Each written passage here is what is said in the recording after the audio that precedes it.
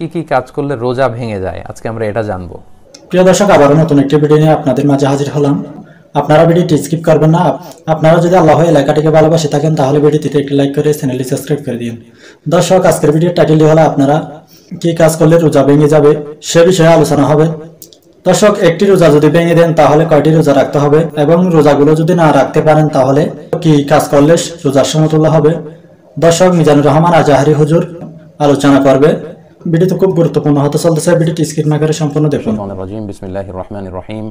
শাহরু রমাদান আল্লাযী উনজিলা ফীহিল কুরআন হুদাল লিন-নাসি ওয়া বায়িনাতিন মিনাল হুদা ওয়াল ফুরকান। সম্মানিত দিনী ভাই এবং বোনেরা, এই তিনটি মানদণ্ডের কাছাকাছি যে জিনিসগুলো আছে এগুলোর কারণে রোজা ভেঙে যাবে। সরাসরি খাওয়া কিংবা ইনডাইরেক্টলি খাওয়া, এতে রোজা ভেঙে যাবে। ডিরেক্টলি আপনি স্ত্রীর সাথে ফিজিক্যাল ইন্টিমেসিতে যাওয়া অথবা যে কোনোভাবে আপনার শাহওয়াতকে পূর্ণ করা, এটার মধ্যে দিয়ে যদি আপনার সিমেন আউট হয় তাহলে কিন্তু আপনার রোজা ভেঙে যাবে। তাহলে সংজ্ঞার আলোকে আসুন আমরা জেনে নিই যে কি কি কাজ করলে আমাদের রোজা ভঙ্গ হয়ে যাবে। এক নম্বর হচ্ছে ইচ্ছাকৃত যদি কেউ খেয়ে ফেলে রমাদানে, ইচ্ছাকৃত খাবার খেলে রোজা ভেঙে যায়। দুই নম্বর হচ্ছে ড্রিঙ্কিং ইন্টেনশনালি, ইচ্ছাকৃত যদি কেউ ড্রিঙ্কস করে, পান করে, কোনো শরবত খেয়ে ফেলে, পানি খেয়ে ফেলে, জুস খেয়ে ফেলে, রোজা ভেঙে যাবে। তিন নম্বর হচ্ছে যদি ফিজিক্যাল ইন্টারকোর্স করে দিনের বেলায়, হাজব্যান্ড ওয়াইফ যদি ফিজিক্যাল ইন্টারকোর্স করে তাহলে তাদের রোজা ভেঙে যাবে। এবং এই ইচ্ছাকৃত খাওয়া, পান করা এবং ফিজিক্যাল ইন্টারকোর্স করা এটা খুব ভয়ঙ্কর। এই কারণে আপনার যে রোজাটা ভাঙলো এটা শুধু কাজা করলেই হবে না, কাফারাও করতে হবে। এবং কাফার একটা রোজার কাজা হচ্ছে একটি রোজা রাখা, আর একটি রোজার কাফারা হচ্ছে 60টি রোজা রাখা। 60, রিপিট, 60টি রোজা রাখা এবং মোতাতালিয়ান, ধারাবাহিকভাবে, মাঝখানে কোনো গ্যাপ দেওয়া যাবে না। তো এটা খুবই বড় একটা থ্রেট শরিয়ার পক্ষ থেকে এবং বড় একটা ওয়ার্নিং যারা রমাদানের রোজাকে ভঙ্গ করে। এটা পানাহারের কারণে হোক, স্ত্রী সম্ভোগের কারণে হোক, হাজব্যান্ড ওয়াইফের ফিজিক্যাল ইন্টিমেসির কারণে হোক, এতে যদি রোজা ভঙ্গ হয় শুধু কাজা করলেই হবে না, আপনাকে কাফারাও দিতে হবে। এবং হানাফি এবং মালিকি মাযহাবে এই কাফারা ওয়াজিব হয় দুটি কারণে, পানাহার এবং স্ত্রী সম্ভোগ। অর্থাৎ আপনি যদি দিনের বেলা ইচ্ছা করে খেয়ে ফেলেন কিংবা ফিজিক্যাল ইন্টিমেসিতে যান স্ত্রীর সাথে, তাহলে আপনার কাজাও লাগবে, কাফারাও লাগবে। কিন্তু শাফি এবং হাম্বলি মাযহাবে শুধু স্ত্রী সম্ভোগটাকেই কাফারা ওয়াজিব হওয়ার কারণ হিসেবে উল্লেখ করা হয়েছে। একটি রোজার কাজা হচ্ছে একটি রোজা পরবর্তীতে রাখা এবং একটি রোজার কাফারা হচ্ছে 60টি রোজা রাখা। কিন্তু 60টি রোজা রাখলেও রমাদানের একটি রোজার যে বারাকা বা মাহাত্ম্য সেটা কিন্তু হাসিল হবে না। So be aware of that. এ ব্যাপারে কিন্তু আমাদেরকে সাবধানে থাকতে হবে, কোনোভাবেই আমরা এই পাপ কাজের সাথে যেন জড়িয়ে না যাই।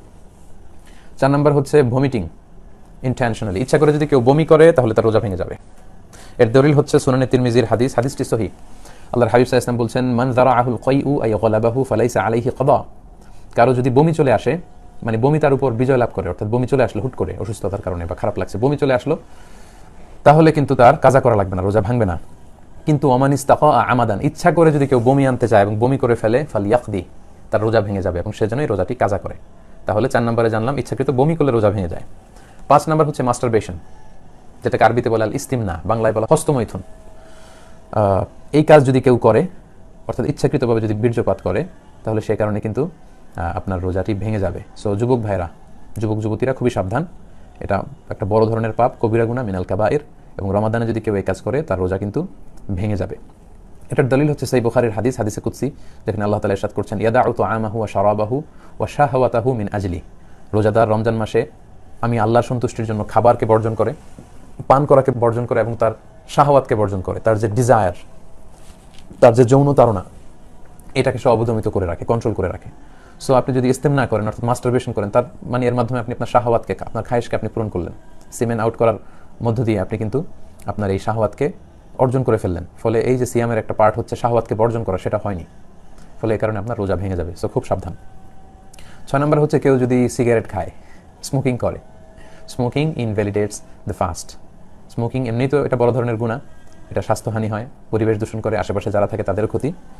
সো যারা স্মোকিং করছেন রমাদানে খুবই সাবধান, আপনাদের রোজা কিন্তু ভেঙে যাচ্ছে। কারণ স্মোকিংয়ের মাধ্যমে যে টোবাকোর যে ধোঁয়া এবং এর মধ্যে কিছু পার্টিকেল কিন্তু আপনার দেহের ভেতরে চলে যাচ্ছে, স্টোমাকে চলে যাওয়ার সমূহ সম্ভাবনা। এই জন্য স্কলাররা বলেছেন যে স্মোকিং করলে রোজা ভেঙে যায়।